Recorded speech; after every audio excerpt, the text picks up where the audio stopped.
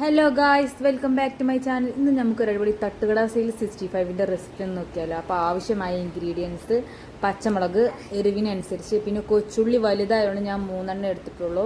അതിൻ്റെ ആവശ്യത്തിന് ഒരു പിടി വെളുത്തുള്ളിയും ചെറിയൊരു പീസ് ഇഞ്ചിയും, പെരുംജീരം 3/4 ടീസ്പൂണ്, പിന്നെ കൊത്തമ്പാലി പച്ചമല്ലി എന്നൊക്കെ പറയും. നിങ്ങളുടെ നാട്ടിൽ എന്താ പറയണ താഴെ കമൻറ്റ് ചെയ്യണേ. മല്ലി എന്നാണ് പൊതുവെ പറയല്. അപ്പോൾ ഇതൊക്കെ നമുക്ക് ഇഞ്ചിയറിലിട്ട് മിക്സിയിലിട്ട് ബ്ലെൻഡ് ചെയ്യാം. ഞാൻ കുറച്ച് നൊസ്റ്റ് അടിച്ചാൻ വേണ്ടിയിട്ടാണ് ഞാൻ ഇഞ്ചിയറിലിട്ട് കുത്തുന്നത്. പെരിഞ്ചീരും പച്ചമല്ലി ഇട്ട് നല്ലോണം ചതക്കി കൊടുക്കുകയാണ് ചെയ്യുന്നത്. നമുക്കിനി കുത്തൽ തുടങ്ങും. ഞങ്ങളവിടെ ഇതിന് ഇഞ്ചിയറിൽ എന്ന് പറയും. നിങ്ങളവിടെ എന്താ പറയണ വെച്ചാൽ താഴെ കമൻറ്റ് ചെയ്യണേ. അപ്പോൾ ഇത് നല്ലോണം ഇട്ട് ഞാൻ നല്ലോണം ചതക്കി കൊടുത്തു. കാരണം ഇതിങ്ങനെ ചതക്കിയപ്പോൾ എനിക്ക് തോന്നി കുറച്ചും കൂടി ബെറ്റർ മിക്സിയിലായാൽ 5 മിനിറ്റ് കൊണ്ട് പരിപാടി കഴിയും എന്ന് മനസ്സിലായി. കുറേ ചതച്ചാലും ഇതിൽ ചതയുള്ളൂ, പൊടിയാവില്ല. പിന്നെ ഇത് ഞാൻ കഴുകിയിട്ടാണ് ഞാൻ യൂസ് ചെയ്തത്. ഇത് ഡ്രൈ ആക്കിയിട്ടൊന്നുമില്ല. അപ്പോൾ അതുകൊണ്ടാവാം ഇങ്ങനെ ആയിട്ടും കുഴപ്പമൊന്നുമില്ല കേട്ടോ. അപ്പോൾ നമ്മളത് നല്ലോണം ചതക്കി മാറ്റി വെച്ചു. ഇനി നമുക്ക് വെളുത്തുള്ളി, ഇഞ്ചിയും പച്ചമുളകും ഇഞ്ചി പച്ചമുളകും സെറ്റാക്കി എടുക്കുക. അതും നമ്മൾ നല്ലോണം ചതക്കി കൊടുത്തു. ചതക്കണതാണ് വൈബ്. ഓരോ വെളുത്തുള്ളി ഇങ്ങനെ തെറിച്ച് വീഴും. ഈ തെറിച്ച് വീഴാതൊക്കെ എന്താ ചെയ്യാന്ന് നിങ്ങൾക്കറിയാം. നിങ്ങൾക്കറിയാൻ താഴെ കമൻറ്റ് ചെയ്യണേ. ഞാൻ കുറേ ചതക്കി അങ്ങോട്ടും ഇങ്ങോട്ടൊക്കെ തെറിച്ചു കേട്ടോ. അതൊക്കെ ഞാൻ പൊറുക്കി കഴുകി അതിലേക്ക് തന്നെ ഇട്ടു. അപ്പോൾ ഓരോന്നോരോന്നിച്ച് ഇടലാണെന്നാണ് ഉമ്മ പറഞ്ഞത്. നിങ്ങൾക്ക് എന്തെങ്കിലും കിറുക്കറിയെങ്കിൽ താഴെ കമൻറ്റ് ചെയ്യണം. അപ്പോൾ അതൊക്കെ നല്ലോണം ചതക്കി കൊടുത്തു. ചതക്കി നമ്മളത് മാറ്റിയിട്ട് പിന്നെ നമ്മൾ പച്ചമുളക് വെച്ചാൽ നിങ്ങൾ എരിവിനനുസരിച്ച് കേട്ടോ. ഇത് ഞാനിവിടെ മുറ്റത്ത് നിന്ന് തന്നെ പറിച്ച നല്ല ജൈവവളമുള്ള പച്ചമുളകാണ്. അപ്പോൾ അത് നല്ലോണം ചതക്കി കൊടുത്തു. ഞാൻ ചെറിയ രണ്ട് പീസ് എടുത്തിട്ടുള്ളൂ. കാരണം മക്കൾക്ക് കഴിക്കാനുള്ളതായതുകൊണ്ട് ഞാൻ സ്പൈസിനെസ് അധികം ഉപയോഗിച്ചിട്ടില്ല. ഞാൻ 2 മുളക് എടുത്തിട്ടുള്ളൂ. അത് മറ്റേ ആ ഉണ്ടമുളകാണ് ഞാൻ എടുത്തത്. പിന്നെ അതൊക്കെ ചതക്കി സെറ്റാക്കി വെച്ചു. അപ്പോൾ ഇനി നമുക്ക് എല്ലാം സെറ്റാക്കി. അപ്പോൾ ഇനി നമുക്ക് ചിക്കൻ നന്നായി കഴുകി വൃത്തിയാക്കാം. പെട്ടെന്ന് ഇതിൻ്റെ ബ്ലഡുകളൊക്കെ പോകാൻ വേണ്ടിയിട്ട് വിനാഗിരി ഉപ്പിട്ടിട്ട് നമ്മൾ നന്നായി വാഷ് ചെയ്തു. നല്ലോണം ചിക്കൻ നല്ലോണം കഴുകി വൃത്തിയാക്കി.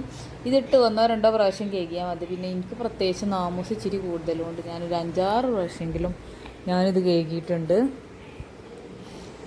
കഴുകി വൃത്തിയാക്കിയ ചിക്കൻ സെറ്റ്. ഇനി അതിലേക്ക് നമ്മൾ നേരത്തെ ചതച്ച് വെച്ച ഇൻഗ്രീഡിയൻസ് നമുക്ക് ആഡ് ചെയ്ത് കൊടുക്കാം. പെരുംജീരവും മല്ലിയും നമ്മളതിൽ ആഡ് ചെയ്ത് കൊടുത്തു. അതുപോലെ തന്നെ വെളുത്തുള്ളി ഇഞ്ചി ചതച്ചത് ആഡ് ചെയ്തു. പിന്നെ പച്ചമുളക് പച്ചമുളക് ഞാൻ വളരെ കുറച്ച് എടുത്തിട്ടുള്ളൂ കേട്ടോ. പച്ചമുളക് ആഡ് ചെയ്തു. പിന്നെ കൊച്ചുള്ളി ചതക്കാൻ അതിൻ്റെ ഇടയിൽ മറന്നു പോയിരുന്നു ഗായ്സ്. അപ്പോൾ നമ്മൾ കൊച്ചുള്ളി നന്നായി ചതക്കി അതും അതിലേക്ക് നമ്മൾ ആഡ് ചെയ്ത് കൊടുത്തു. നല്ല ചതച്ചങ്ങോട്ട് കൊടുക്കുക തന്നെ. മിക്സിയിലിട്ട് അരച്ചാൽ പേസ്റ്റ് പോലെ ആവും. അത് പിന്നെ എല്ലാവർക്കും അറിയണതാണല്ലോ. എനിക്ക് പിന്നെ ചതഞ്ഞ പരുവം തന്നെ വേണമെന്ന് കരുതിയിട്ടാണ്. അപ്പോൾ അത് ചതക്കി നമ്മൾ ബൗളിലേക്ക് മാറ്റി. പിന്നെ അതിലേക്ക് നമ്മൾ ചീരുള്ളി ചതക്കിയും ആഡ് ചെയ്ത് കൊടുത്തു. പിന്നെ നമുക്ക് ഇനി മസാലപ്പൊടികൾ ആഡ് ചെയ്ത് കൊടുക്കാം. 2 ടീസ്പൂൺ കാശ്മീരി മുളക് പൊടി ആഡ് ചെയ്തു. എരിവിനനുസരിച്ച് നിങ്ങളെ മുളക് പൊടിൻ്റെ എരിവിനനുസരിച്ച് അതിലേക്ക് ആഡ് ചെയ്താൽ മതി. പിന്നെ അതുപോലെ തന്നെ മഞ്ഞൾപ്പൊടി 3/4 ടീസ്പൂണ്. പിന്നെ കോൺഫ്ലവർ പൗഡർ 2 ടീസ്പൂണ്. ഞാൻ കഴുകിയ പാത്രമായതുകൊണ്ടേ കഴുകി കൊണ്ടുവന്ന പാത്രമാണ്. അപ്പോൾ അത് അടിയിൽ പറ്റി പിടിക്കണതൊക്കെ തട്ടിക്കൊട്ടിയിട്ടാണ് ചെയ്യുന്നത്. അപ്പോൾ ഇനി ആവശ്യത്തിന് നമ്മൾ ആവശ്യാനുസരണം ഉപ്പ് ആഡ് ചെയ്ത് കൊടുക്കുക. ഉപ്പ് ആഡ് ചെയ്ത് നമുക്ക് അതിലേക്ക് ഞാൻ കുറച്ച് അധികം വേപ്പിലേക്ക് ആഡ് ചെയ്യുന്നുണ്ട്. കാരണം നാടൻ മുറ്റത്തുണ്ടായ വേപ്പിലയാണ്. നല്ല സ്മെല്ലും ഉണ്ട്. ഇപ്പോൾ കുറച്ചുണ്ടോ നല്ല സ്മെല്ല്. അപ്പോൾ ഞാൻ കുറച്ചധികം ആഡ് ചെയ്തു.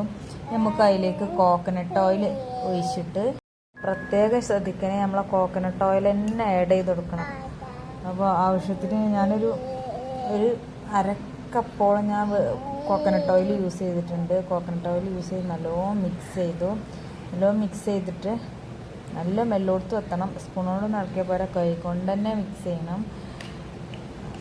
അത്യാവശ്യം നല്ല മിക്സ് ചെയ്ത് കൊടുത്ത് ഇനി നമുക്കിത് 1 മണിക്കൂറോളം നമുക്കിനിത് റെസ്റ്റ് ചെയ്യാൻ വെക്കാം. ഇനി ആവട്ടെ, 1 മണിക്കൂറോളം നമുക്കിനി ഇത് ഫ്രിഡ്ജിൽ കയറ്റി വെക്കാം.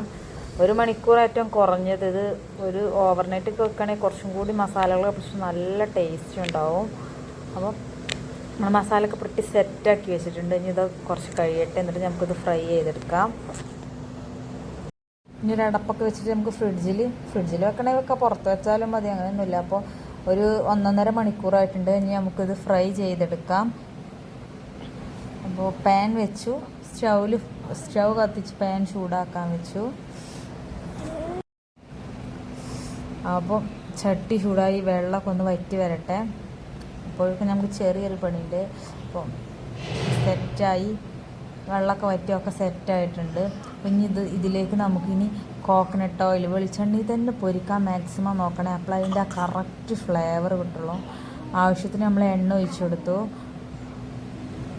ഇനി എണ്ണ ചൂടായി വരട്ടെ, എന്നിട്ട് നമുക്ക് അങ്ങനെ നമ്മുടെ എണ്ണ അടിപൊളിയായി ചൂടായി വന്നിട്ടുണ്ട്. ഇനി നമുക്ക് അതിലേക്ക് നമ്മൾ റെസ്റ്റ് ചെയ്യാൻ വെച്ച ചിക്കന് നമുക്കിനി അതിലേക്ക് ആഡ് ചെയ്ത് കൊടുക്കാം. നല്ല അടിപൊളിയായി ചൂടായി കുറച്ച് നേരം അതൊന്ന് കണ്ടു നിന്നു. പിന്നെ നമ്മൾ അതിലേക്ക് ചിക്കൻ ആഡ് ചെയ്തെടുത്തു. ഒന്നും പറയാൻ വയ്യ കേട്ടോ, കാരണം അത് ഇടുമ്പോൾ തന്നെ നല്ല മൂക്ക് നല്ല അടിപൊളി സ്മെല്ല് വരുന്നുണ്ട്. ഓരോന്നായി നമുക്കിനി അതിലേക്ക് ഇട്ട് കൊടുക്കാം. എന്താ പറയുക, ഭയങ്കര സ്മെല്ല് അടിച്ച് കയറണ മൂക്കിലേക്ക്, കാരണം ആ മസാലേൻ്റെ അതൊന്നു നല്ല നാടൻ ചിക്കൻ ഫ്രൈ ആട്ടോ, നല്ല അടിപൊളി, കഴിച്ചിട്ടും നല്ല ടേസ്റ്റ് ഉണ്ട്. നമുക്ക് ചോറിൻ്റെ കൂടെയും ഒക്കെ സൈഡ് ഡിഷായി പോണ ഒരു സംഭവമാണ് ചിക്കനിനി. ഞാൻ മാക്സിമം എന്താണ് എണ്ണയിൽ മുക്കി പൊരിച്ചാലും പ്രശ്നമൊന്നുമില്ല, പക്ഷെ കുറച്ചും കൂടി നല്ലത് എനിക്ക് ഇങ്ങനെയാണ് തോന്നിയിട്ട് കേട്ടോ ഞാൻ അങ്ങനെ പൊരിക്കണത്. മുക്കി പൊരിക്കേണ്ടവർക്ക് മുക്കി പൊരിക്കാം, ഞാൻ മുക്കി പൊരിച്ചിട്ടില്ല. ഇങ്ങനെയാണ് ഇവിടെ ഉപ്പാക്കൊക്കെ ഇഷ്ടം, അതുകൊണ്ടാണ് ഞാൻ ഇങ്ങനെ പൊരിച്ചത്. അപ്പോൾ നമ്മൾ ചിക്കൻ്റെ ഒരു സൈഡ് നന്നായി വെന്ത് വന്നിട്ടുണ്ട്. ഇനി നമുക്ക് മറ്റേ സൈഡ് മറിച്ചിട്ട് ഇവിടെയൊക്കെ ചുറ്റോടിറ്റും കാവലാണ് ആൾക്കാർ, വെന്തോ അറിയുന്നുണ്ട്. ബ്രദറൊക്കെ കാവൽ തീർക്കുന്നത് വെന്തോന്നറിയാം. നിങ്ങളെ വീട്ടിലുണ്ടോ അങ്ങനത്തെ ആങ്ങളാരുണ്ടെങ്കിൽ താഴെ കമൻറ്റ് ചെയ്യണേ. അപ്പം നമ്മൾ മറിച്ചിട്ട് ഒരു 10-15 മിനിറ്റോളം നമ്മളത് വേവിച്ചെടുത്തു. സ്ലോ ഫ്ലെയിമിലാട്ടോ നമ്മൾ വേവിച്ചെടുത്ത്, ഹൈ ഫ്ലെയിമിലായാൽ കരിഞ്ഞ് പോകാൻ ചാൻസ് ഉണ്ട്.